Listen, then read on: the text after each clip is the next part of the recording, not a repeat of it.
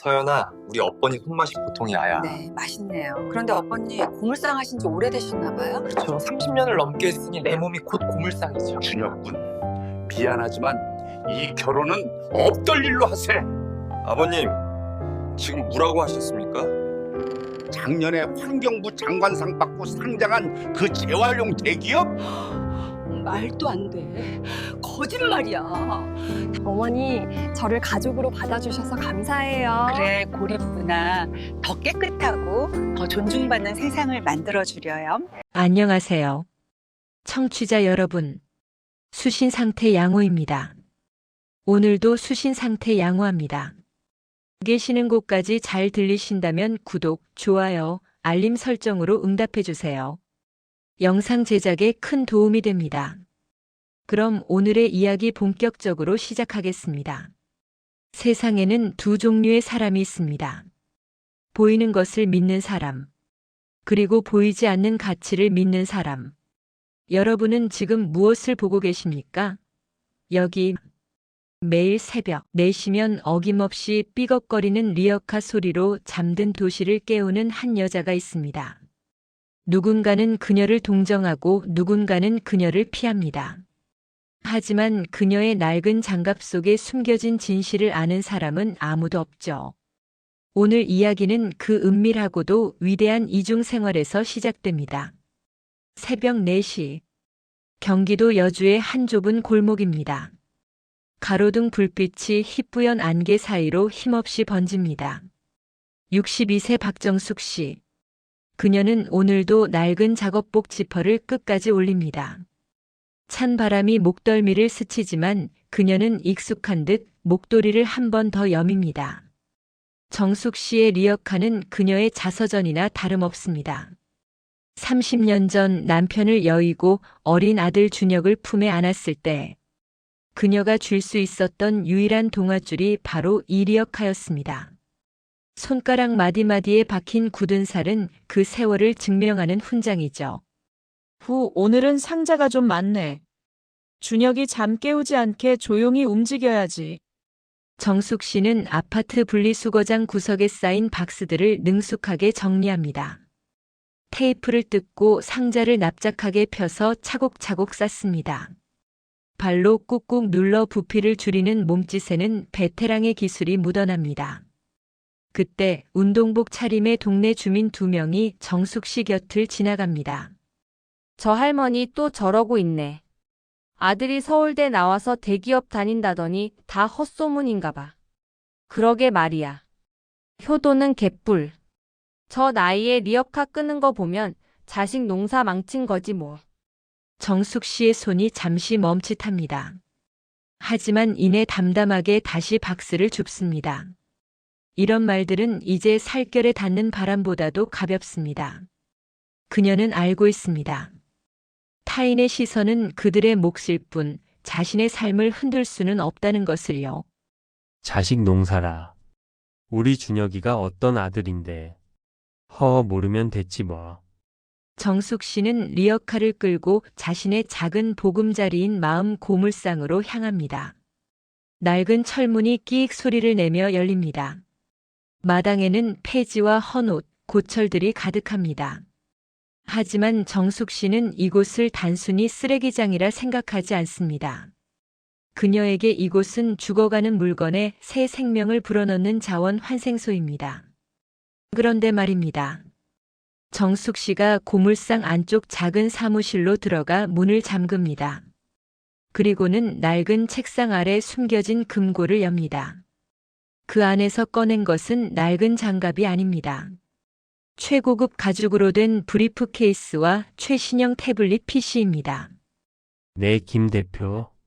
이번 분기 제주도 리사이클링 센터 건립 계획안 이메일로 보냈습니다. 검토하고 보고하세요. 그리고 내 정체는 여전히 비밀입니다. 아시죠? 놀랍게도 정숙 씨는 연 매출 수천억 원을 기록하는 국내 최대 자원 순환 기업 그린에코의 설립자이자 최대 주주입니다.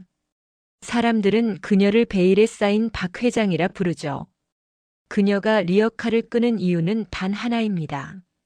현장에서 버려지는 것들의 가치를 직접 확인해야만 올바른 경영을 할 수 있다는 그녀만의 철학 때문입니다. 아침이 밝았습니다. 정숙 씨는 다시 평범한 고물상 할머니로 돌아와 아침 식사를 준비합니다. 보글보글 끓는 된장찌개 냄새가 집안을 가득 채울 때쯤 아들 준혁이 방에서 나옵니다. 어머니 또 새벽에 나갔다 오셨어요. 제가 주말에는 같이 하자고 했잖아요. 아유, 젊은 사람이 잠을 더 자야지. 엄마는 새벽 공기가 보약이라 그렇다. 자, 어서 앉아. 내가 좋아하는 두부 많이 넣었다.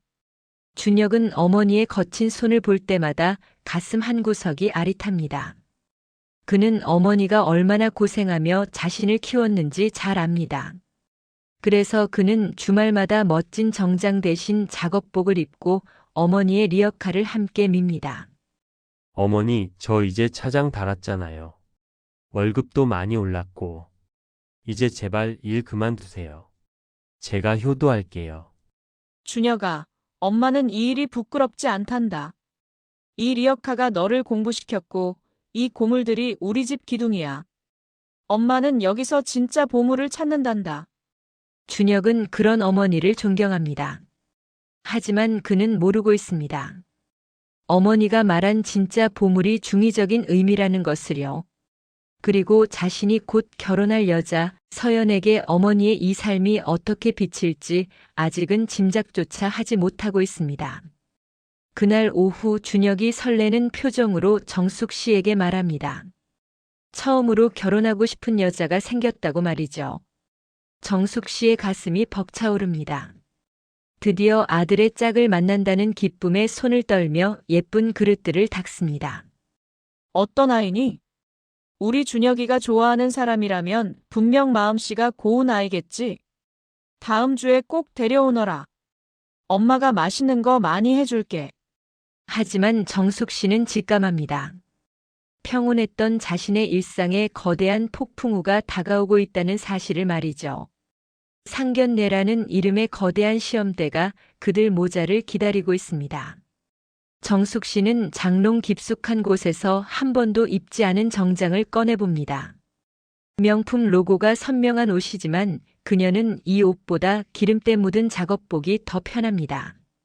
준혁아, 엄마는 내가 사람의 껍데기가 아닌 알맹이를 알아보는 사람을 만났길 바란다. 만약 그렇지 않다면 엄마가 가만히 있지는 않을 거야. 약속된 주말이 찾아왔습니다. 정숙 씨는 아침 일찍부터 서둘렀습니다. 평소보다 3번이나 더 깨끗이 세수를 하고 손톱 밑에 낀 기름때를 지우려 솔로 문지르고 또 문질렀습니다. 하지만 30년 세월이 새겨놓은 노동의 흔적은 쉽게 지워지지 않았습니다. 식탁 위에는 정숙 씨의 정성이 가득 담겼습니다. 준혁이가 좋아하는 갈비찜 새벽 시장에서 직접 골라온 조기 구이, 그리고 서연 양이 좋아할지도 모른다며 정성껏 부친 삼색전까지. 집안엔 고소한 기름 냄새와 정겨운 사람 냄새가 가득했습니다. 어머니 서연이 거의 다 왔대요. 제가 집 앞까지 마중 나갈게요. 그래, 어서 가봐라. 아이고, 내가 다 떨리네. 잠시 후 초인종 소리가 울립니다. 문이 열리고 화사한 원피스 차림의 서연이 들어옵니다. 하지만 그녀의 첫마디는 인사가 아니었습니다. 코끝을 살짝 찡그리며 주변을 살피는 찰나의 표정. 정숙 씨는 그 짧은 순간을 놓치지 않았습니다. 아, 안녕하세요, 어머니. 처음 뵙겠습니다. 최서연이에요. 어서 와요, 서연 양. 우리 준혁이한테 얘기 많이 들었어요. 자, 어서 앉아요. 정숙 씨가 내민 투박한 손. 마디가 굵어지고 굳은 살이 박힌 그 손을 서연은 아주 짧은 순간 바라보았습니다. 그리고는 마지못해 손끝만 살짝 건드리고 얼른 떼어냈죠. 식사가 시작되었지만 분위기는 차갑게 식어갔습니다. 정숙 씨가 정성껏 담근 김치를 서연의 밥 위에 올려주려던 순간이었습니다. 아, 어머니. 괜찮아요. 제가 알아서 먹을게요. 요즘 제가 위가 좀 안 좋아서요. 서연의 시선은 정숙 씨의 손톱 끝에 머물러 있었습니다. 아무리 씻어도 지워지지 않은 검은 흔적들. 그것은 정숙 씨에게는 훈장이었지만 서연에게는 그저 불결한 위생으로 비쳤을 뿐입니다. 준혁이 분위기를 띄우려 애써 말을 건넵니다. 서연아, 우리 어머니 손맛이 보통이 아니야. 이 갈비찜도 새벽부터 준비하신 거야. 네, 맛있네요. 그런데 어머니, 고물상 하신 지 오래되셨나 봐요. 집안에 특유의 향이 배어 있는 것 같아서요. 특유의 향. 그것은 쇠 냄새와 먼지 냄새를 돌려 말한 것이었습니다. 정숙 씨는 가슴 한구석이 덜컥 내려앉는 기분이 들었습니다. 하지만 내색하지 않았습니다. 자식의 앞날을 위해 그저 너털 웃음을 지었을 뿐입니다. 그렇죠. 30년을 넘게 했으니 내 몸이 곧 고물상이죠. 그래도 이 일 덕분에 우리 준혁이 잘 키웠으니 난 참 고마운 일이라 생각해요. 서연은 그저 고개만 끄덕였습니다. 하지만 그녀의 눈빛은 이미 집안 곳곳에 놓인 낡은 가구들과 정숙 씨의 거친 옷차림을 품평하고 있었습니다. 식사가 끝나고 서연이 돌아간 뒤 정숙 씨는 홀로 남겨진 식탁을 보며 한참을 앉아 있었습니다. 다음 날 사건은 서연의 집에서 더 크게 터졌습니다. 서연의 어머니 김미숙 씨는 딸의 이야기를 듣자마자 펄쩍 뛰었습니다. 뭐라고? 고물상? 서연아, 너 미쳤니? 너 대학 교수 딸이야. 어디 갈 데가 없어서 리어카. 끄는 집안으로 시집을 가겠다는 거야? 엄마, 오빠는 능력 있잖아. 서울대 나오고 직장도 좋고. 능력? 그놈의 능력이 밥 먹여줘. 결혼하면 시어머니 리어카 너도 같이 밀 거야? 내 친구들이 물어보면 사돈이 고물 줍는다고 말해. 난 창피해서 결혼식장 못 들어간다. 미숙 씨는 직접 확인해야겠다며 차를 몰았습니다. 그녀가 도착한 곳은 정숙 씨가 매일 작업하는 고물상 앞이었습니다. 마침 정숙 씨는 먼지 구덩이 속에서 고철을 분류하고 있었습니다. 얼굴에는 땀과 검댕이 묻어 있었고 구멍난 장갑 위로 테이프를 칭칭 감은 모습이었습니다. 미숙 씨는 차 안에서 그 광경을 목격했습니다. 지나가는 사람들이 코를 막고 지나가고 정숙 씨가 무거운 폐지 더미를 리어카에 올리다 비틀거리는 모습을요. 미숙 씨는 입을 틀어막으며 경악했습니다. 세상에 세상에. 저건 그냥 가난한 게 아니라 거진데. 완전히 산 거지야. 우리 서연이가 저 노인네 수발을 든다고. 절대 안 돼. 미숙 씨는 당장 준혁에게 전화를 걸어 상견례 장소를 최고급 레스토랑으로 변경했습니다. 아주 비싸고 아주 격식 있는 곳으로요. 정숙 씨를 기죽게 만들고 스스로 물러나게 하려는 잔인한 계산이었습니다. 상견례를 며칠 앞둔 밤 준혁이 어머니의 방을 찾았습니다. 준혁의 표정은 어두웠습니다. 서연과의 계속되는 다툼과 서연 부모님의 노골적인 무시를 차마 어머니께 다 전할 수 없었기 때문입니다. 어머니, 이번 상견례 때요. 서연이 부모님이 좀 격식을 따지시는 분들이라. 혹시 일 안 하실 때 입으시는 정장 있으세요? 걱정 마라, 준혁아. 엄마도 생각이 있다. 내기 안 줄게. 엄마가 제일 좋은 옷 입고 나갈게. 정숙 씨는 아들을 내보내고 장롱 깊숙한 곳에서 비밀스러운 상자 하나를 꺼냈습니다. 그 안에는 수천만 원을 호가하는 명품 정장과 그린에코 회장, 박정숙이라는 이름이 새겨진 다이아몬드 브로치가 들어 있었습니다. 하지만 정숙 씨는 그것을 다시 집어넣었습니다. 아니야. 아직은 아니야. 그들이 정말 내 아들을 사랑하는지 아니면 내 배경을 사랑하는지 확인해야 해. 박정숙, 너는 그냥 고물상 할머니로 가는 거다. 정숙 씨는 대신 백화점 기성복 매장에서 가장 평범하고 단정한 감색 정장을 한 벌 샀습니다. 화려하지는 않지만 정갈한 옷. 그것이 그녀가 선택한 시험지였습니다. 드디어 상견례 당일입니다. 장소는 강남 한복판의 초호화 일식당. 입구부터 위압감이 느껴지는 그곳에 정숙 씨와 준혁이 들어섰습니다. 이미 서연의 가족들은 도착해 있었습니다. 미숙 씨는 정숙 씨의 평범한 옷차림과 거친 손을 훑어보더니 비릿한 미소를 지었습니다. 어머님 오시느라 고생하셨네요. 이런 곳은 처음이시죠? 여기 코스 요리가 좀 비싸긴 한데 우리 서연이 아빠가 단골이라 특별히 예약했어요. 네, 배려해 주셔서 감사합니다. 식당이 아주 깔끔하고 좋네요. 본격적인 식사가 시작되기도 전 서연의 아버지 최재훈 씨가 입을 열었습니다. 그는 안경을 치켜 올리며 마치 신문이라도 하듯 정숙 씨를 몰아붙였습니다. 단도직입적으로 묻겠습니다. 고물상을 하신다고요? 요즘 같은 시대에 그런 일을. 실례지만 연수입이 어느 정도나 됩니까? 우리 서연이 고생시키지 않을 자신 있으신가요? 남에게 비단질 만큼은 법니다. 큰 부자는 아니어도 아들 하나 장가 보낼 집 한 칸은 마련해뒀고요. 집 한 칸요? 요즘 애들 눈높이가 얼마나 높은데. 그리고 솔직히 말해서 사부인 손을 좀 보세요. 그 손으로 우리 서연이 손 잡으실 거예요? 식당 안에서도 쇠냄새가 진동하는 것 같아 견디기가 힘드네요. 방 안의 공기가 얼어붙었습니다. 준혁의 얼굴은 수치심과 분노로 붉게 달아올랐고 서연은 고개를 숙인 채 침묵했습니다. 정숙 씨는 천천히 자신의 거친 손을 내려다보았습니다.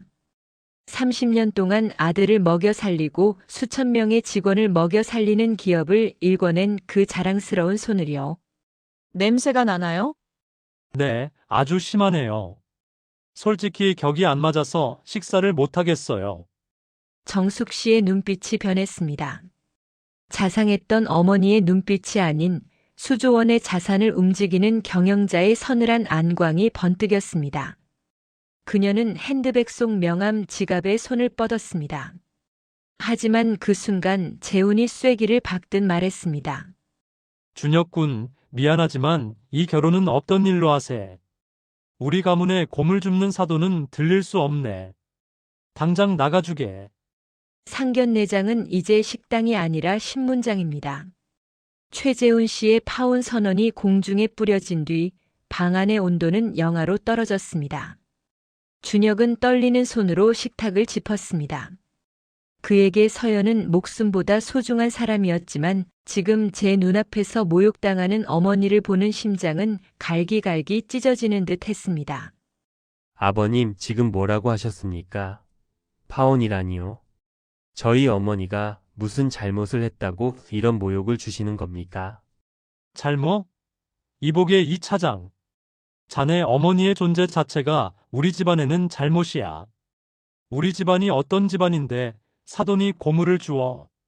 남들이 알면 내 얼굴을 어디다 들고 다니겠나? 김미숙 씨는 한술 더 뜹니다. 그녀는 정숙 씨 앞에 놓인 물컵을 자기 쪽으로 당깁니다. 마치 정숙 씨의 존재가 주변 모든 것을 오염시키기라도 한다는 듯이 말이죠. 사부인, 솔직히 양심이 있으시면 자식 앞길 막지 마셔야죠. 준혁 씨 서울대 나오고 대기업 다니면 뭐해요? 뒷배가 리어카인데. 우리 서연이는 꽃길만 걸어야 할 애예요. 당신 같은 사람 수발들면서 사례가 아니라고요. 정숙 씨는 아무 말 없이 듣고만 있었습니다. 고개를 숙인 채 무릎 위에 놓인 거친 손을 가만히 내려다보았습니다. 그 손은 준혁의 등록금을 벌기 위해 한겨울 칼바람에 터져 피가 흘렀던 손입니다. 그 손은 아픈 아들을 업고 밤길을 달릴 때 아들의 엉덩이를 받쳐주던 든든한 손이었습니다. 그런데 지금 그 손이 세상에서 가장 더러운 오물 취급을 받고 있습니다. 서연 양. 서연 양도 우리 아들이 부끄러운가요? 내가 고물을 줍는 게 그렇게 견디기 힘든 일인가요? 모든 시선이 서연에게 향했습니다. 준혁은 간절한 눈빛으로 서연을 바라보았습니다. 제발 아니라고 말해달라고. 우리 어머니의 가치를 알아달라고 말이죠. 하지만 서연은 끝내 고개를 들지 않았습니다.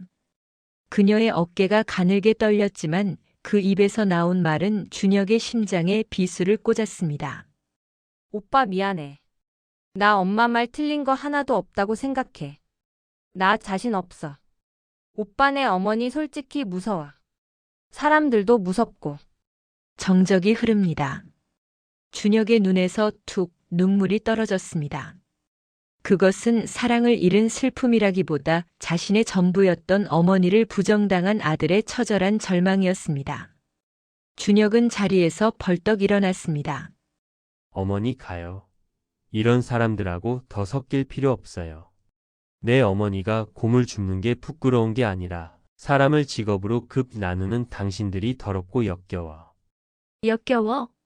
얘 좀 봐. 그래, 당장 나가. 어디서 배운 버릇이야? 역시 근본 없는 집안 자식은 티가 난다니까. 준혁이 정숙 씨의 팔을 붙잡고 일으켜 세우려 했습니다. 하지만 정숙 씨는 움직이지 않았습니다.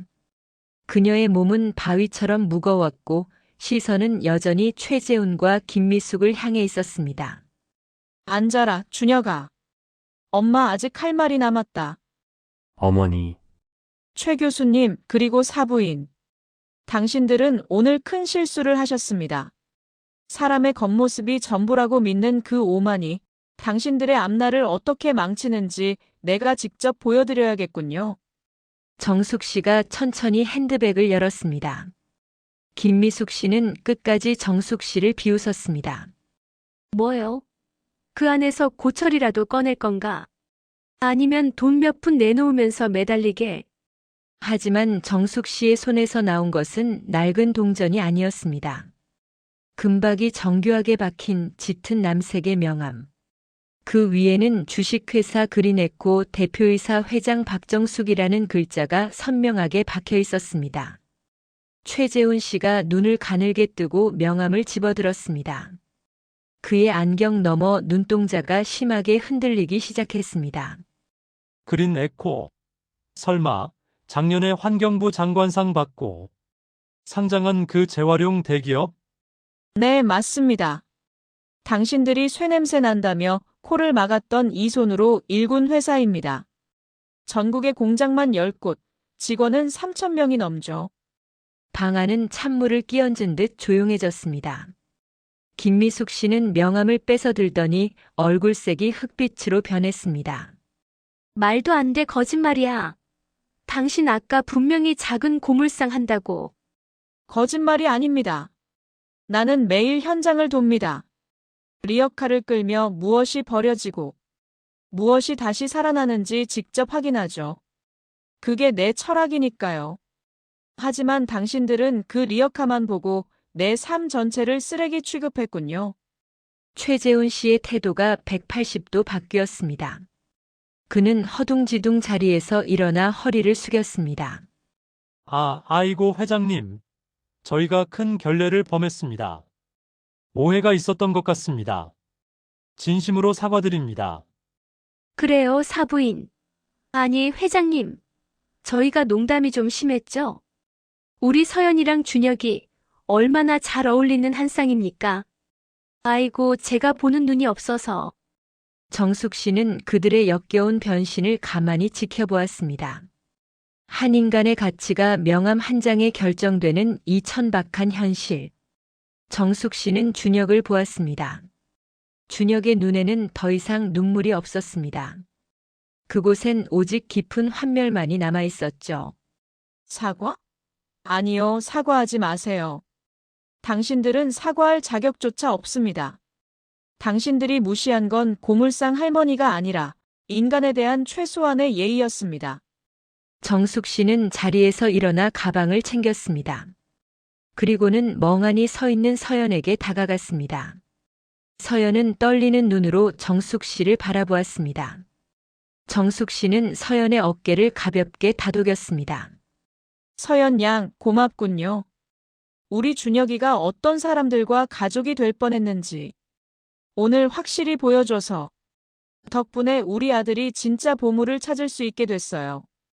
정숙 씨와 준혁이 방을 나섰습니다. 뒤에서 최재훈 부부의 비굴한 외침이 들려왔지만 두 사람은 뒤돌아보지 않았습니다. 식당을 나오자 밖에는 세차게 비가 내리고 있었습니다.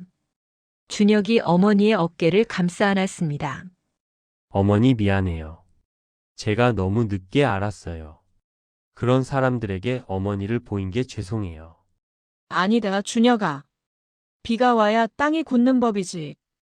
이제 진짜 내 편을 찾으러 가자. 정숙 씨는 쏟아지는 비를 맞으며 리어카가 세워진 집으로 향했습니다. 하지만 그녀의 발걸음은 그 어느 때보다 가벼웠습니다. 이제 그녀는 회장 박정숙으로서가 아니라 한 아들의 위대한 어머니로서 세상을 향해 가장 통쾌한 한 방을 날릴 준비를 마쳤습니다. 정숙 씨와 준혁이 떠난 자리, 남겨진 최재훈 씨 부부는 망연자실한 표정으로 서로를 바라보았습니다. 방금 전까지 고물상이라며 멸시하던 여자가 사실은 자신들이 우러러보던 대기업의 총수였다니요. 미숙 씨의 손은 명함을 쥔 채 사시나무 떨듯 떨리고 있었습니다. 여보, 이게 정말이야? 그 그린에코 박 회장이 저 노인네였다고. 말도 안 돼. 리어카 끌고 다니는 거. 내가 내 눈으로 봤단 말이야. 당신 입 좀 닥쳐. 그놈의 입 때문에 다 망했어. 그린에코면 우리 대학재단 이사장이랑도 호영호재하는 기업이야. 그 건물도 우리 서연이가 가고 싶어 했던 그 문화센터도 다 저 집안 거라고. 재훈 씨는 급히 식당 복도로 뛰어나갔습니다. 하지만 이미 정숙 씨와 준혁을 태운 차는 빗속으로 사라진 뒤였습니다.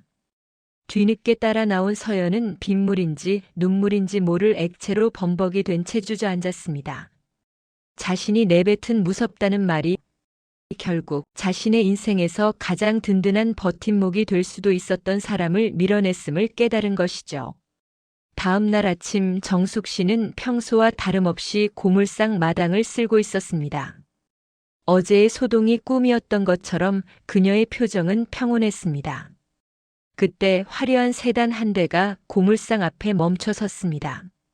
차에서 내린 사람은 다름 아닌 최재훈 씨와 김미숙 씨였습니다. 두 사람의 손에는 최고급 건강식품과 과일 바구니가 들려 있었죠. 회장님, 아이고, 어제는 저희가 정말 죽을 죄를 지었습니다. 비가 와서 그런지 제가 잠시 정신이 나갔었나 봅니다. 아이고, 사부인. 아니, 회장님. 제가 원래 성격이 좀 시원시원해서 오해가 있었나 봐요. 우리 서연이가 밤새 울고불고 난리가 났어요. 준혁 씨 없으면 못 살겠다고요. 정숙 씨는 빗자루질을 멈추지 않았습니다. 먼지가 두 사람의 비싼 구두 위로 내려앉았지만 그녀는 눈길조차 주지 않았습니다. 묵묵히 폐지를 쌓아 올리던 정숙 씨가 마침내 입을 열었습니다. 오해라니요. 오해할 게 뭐가 있습니까? 당신들은 있는 그대로의 당신들을 보여주셨고 나는 있는 그대로의 나를 보여줬을 뿐입니다. 나는 여전히 이 고물을 줍는 손이 자랑스럽고 당신들은 여전히 그 냄새가 역겨운 사람들인데 무엇이 달라졌다는 건가요? 그게 아니라 저희가 회장님의 깊은 뜻을 미처 몰라 뵙고 뜻? 아니요. 당신들은 내 뜻이 아니라 내 돈을 몰라본 거겠죠. 만약 내가 진짜 빚만 남은 고물상 할머니였다면 오늘 이 자리에 오셨겠습니까? 재훈 씨는 입을 떼지 못했습니다. 정숙 씨의 말은 송곳처럼 예리하게 그들의 위선을 찔렀습니다. 미숙 씨가 정숙 씨의 팔을 붙잡으며 매달렸습니다. 회장님, 저희가 잘못했어요. 우리 서연이 봐서라도 한 번만. 응. 상견례 다시 해요, 네. 정숙 씨는 차갑게 미숙 씨의 손을 뿌리쳤습니다. 내 아들 준혁이는 자기 어머니를 부끄러워하는 여자에게 인생을 맡길 만큼 어리석지 않습니다. 그리고 나는 내 일터를 모욕하는 사람들을 가족으로 들릴 만큼 너그럽지 않아요. 당장 나가세요. 내 신성한 일터 더럽히지 말고. 정숙 씨의 단호함에 두 사람은 쫓기듯 고물상을 떠났습니다. 그들이 떠난 자리 준혁이 다가와 어머니의 어깨를 감싸 안았습니다. 준혁의 눈에는 슬픔 대신 단단한 확신이 서려 있었습니다. 어머니 잘하셨어요. 저 정말 괜찮아요. 오히려 마음이 후련해요. 어머니가 읽어낸 이 삶을 존경하지 않는 사람과는 평생을 함께할 수 없었을 거예요. 고맙다, 준혁아. 내가 엄마를 지켜준 덕분에 엄마가 비겁해지지 않을 수 있었어. 사건은 여기서 끝나지 않았습니다. 정숙 씨는 전문 경영인 김 대표를 소집했습니다. 그리고 최재훈 씨가 재직 중인 대학재단에 대한 후원을 전면 재검토하라고 지시했습니다. 그것은 복수가 아니었습니다. 교육자라는 탈을 쓰고 타인을 멸시하는 자가 아이들을 가르치는 곳에 자신의 피 같은 돈이 쓰이는 것을 용납할 수 없었기 때문입니다. 몇 주 뒤 준혁의 회사로 한 여성이 찾아왔습니다. 준혁의 후배이자 사회적 기업가로 활동 중인 한지우 씨였습니다. 그녀는 정숙 씨의 고물상 이야기를 듣고 직접 정숙 씨를 뵙고 싶어 했죠. 지우 씨는 정숙 씨가 리어카를 끄는 모습을 멀리서 지켜보다가 망설임 없이 다가가 리어카 뒷부분을 함께 밀었습니다. 어머니, 제가 좀 도와드릴게요. 와, 이 상자들 정말 깔끔하게 정리하셨네요. 역시 고수십니다. 아니, 아가씨는 누구신데 이 더러운 걸 같이 밀어요? 옷 다 버리겠네. 더럽다니요? 이건 다시 태어날 보물들이잖아요? 전 이런 일을 하시는 분들이 세상에서 제일 멋있더라고요. 어머니, 저한테 노하우 좀 가르쳐 주시면 안 돼요? 정숙 씨는 지우 씨의 맑은 눈을 보았습니다. 그 눈에는 가식도 계산도 멸시도 없었습니다. 오직 생명력 넘치는 노동에 대한 순수한 존경만이 반짝이고 있었죠. 정숙 씨의 입가에 오랜만에 진심 어린 미소가 번졌습니다. 허허, 이 아가씨 보게나. 그래, 이 보물들 분류하는 게 생각보다 쉽지 않아. 어디 한번 해보겠나? 멀리서 이 광경을 지켜보던 준혁의 가슴에 훈풍이 불어왔습니다. 쇠 냄새가 난다며 코를 막던 사람이 떠난 자리에 그 냄새를 사는 냄새로 받아들이는 사람이 찾아온 것입니다. 갈등은 봉합되었고 상처난 자리에 새로운 새살이 돋아나기 시작했습니다. 세상은 여전히 겉모습으로 사람을 판단할지 모릅니다. 하지만 정숙 씨는 이제 두렵지 않습니다. 자신의 곁에는 리어카의 무게를 함께 나누어 줄 아들과 그 가치를 알아봐주는 진정한 인연이 있기 때문입니다. 낡은 장갑 속에 감춰졌던 거인의 손이 이제는 사람을 살리고 사랑을 잇는 따뜻한 손으로 다시 태어납니다. 상견례의 소동이 있고 나서 1년이라는 시간이 흘렀습니다. 여주의 새벽은 여전히 차갑고 고요합니다. 하지만 박정숙 씨의 고물상 주변 풍경은 조금 달라졌습니다. 예전에는 수군거리며 지나가던 이웃들이 이제는 먼저 다가와 인사를 건넵니다. 회장님, 아니 사장님. 오늘도 일찍 나오셨네요. 여기 따뜻한 캔커피 하나 드시고 하세요. 아유, 감사합니다. 덕분에 오늘 새벽도 든든하겠네요. 정숙 씨는 이제 자신의 정체를 숨기지 않습니다. 하지만 그렇다고 화려한 차를 타고 나타나지도 않죠. 그녀는 여전히 낡은 작업복을 입고 직접 리어카를 멉니다. 달라진 게 있다면 그녀를 보는 사람들의 눈빛입니다. 사람들은 이제 리어카 위에 폐지가 아니라 그 리어카를 끄는 정숙 씨의 단단한 자부심을 봅니다. 햇살이 기분 좋게 내리쬐는 토요일 오후입니다. 정숙 씨의 고물상 마당에 아주 특별한 손님들이 찾아왔습니다. 아들 준혁과 이제는 가족이나 다름없는 지우 씨입니다. 지우 씨는 익숙한 듯 앞치마를 두르고 장갑을 낍니다. 어머니, 오늘 들어온 파지 양이 꽤 되네요. 준혁 오빠랑 제가 금방 정리할게요. 어머니는 좀 쉬고 계세요. 지우 씨, 나보다 손이 더 빠른 거 아냐? 나도 질 수 없지. 정숙 씨는 그들의 뒷모습을 보며 흐뭇한 미소를 짓습니다. 지우 씨는 상견례 날 코를 막았던 서연과 달랐습니다. 그녀는 정숙 씨의 손을 잡으며 이 손이 세상을 깨끗하게 만드는 손이라고 말해주었죠. 직업의 귀천이 아니라 그 일을 대하는 태도를 사랑할 줄 아는 사람. 정숙 씨가 평생을 기다려온 진짜 며느리의 모습이었습니다. 준혁아, 지우야. 사람들은 보물이 멀리 있는 줄 안단다. 하지만 진짜 보물은 이렇게 서로의 땀방울을 귀하게 여길 줄 아는 마음속에 있는 거야. 한편 오만함으로 가득했던 최재훈 씨 부부의 근황은 어떨까요? 재훈 씨는 결국 대학 재단 내에서의 위신이 추락하며 명예퇴직을 선택해야 했습니다. 타인을 멸시하던 그의 언행이 부메랑이 되어 돌아온 것이죠. 미숙 씨 역시 사교계에서 고립되었습니다. 겉으로만 번지르르한 격을 찾던 그들은 정작 가장 중요한 인격을 잃어버렸음을 뒤늦게 깨닫고 있었습니다. 그때 우리가 왜 그랬을까? 그 명함 한 장만 미리 봤어도. 아니, 명함이 문제가 아니었어. 우리가 사람을 사람으로 보지 않았던 게 문제였지. 이제야 그게 보이네. 서연은 이제 만날 사람도 없습니다.